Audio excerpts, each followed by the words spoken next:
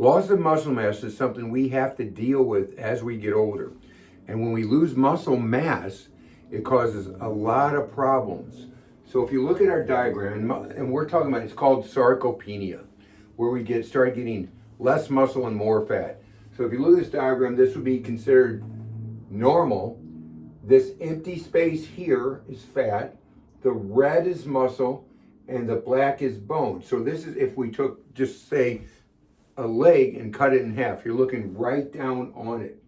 But as we get older and as we don't use our muscles, even when we're younger, we get this. We get more fat, less muscle. Remember, the muscle's red, the empty space is fat, and then that's the bone. So what happens is when we don't get resistance type of exercise, like weight training, this occurs. We have to have some resistance exercise. Now, exercise is cardio. Cardio is great. If you listen to me a lot, I'm a long distance guy. I'm a cardio guy. I bike 50, 60, 100 miles, a lot. And I've done 200 triathlons. And so I do a lot of long distance training. Cardio is great, but you can't only do cardio, because I saw something the other day.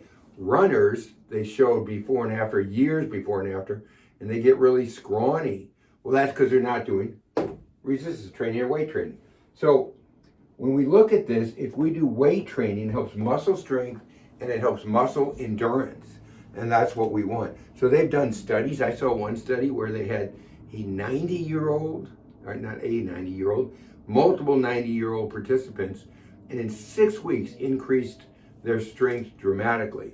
So we need to miss this. Now, what happens otherwise, besides getting weak and feeble, when we lose muscle mass? When we get like this, number one, it reduces organ function. So it's going to affect our organs, decreases our metabolic rate, decreases insulin sensitivity. We actually lose body water. So we can't retain the water our body needs as well. And then we compromise the immune system. So that's just a few of the things that happens when our muscles get less than our fat. Again, this is the fat, the amount of fat compared to this amount of fat. And of course you can see in red the amount of muscle. So we want to do resistance training, just some weight training.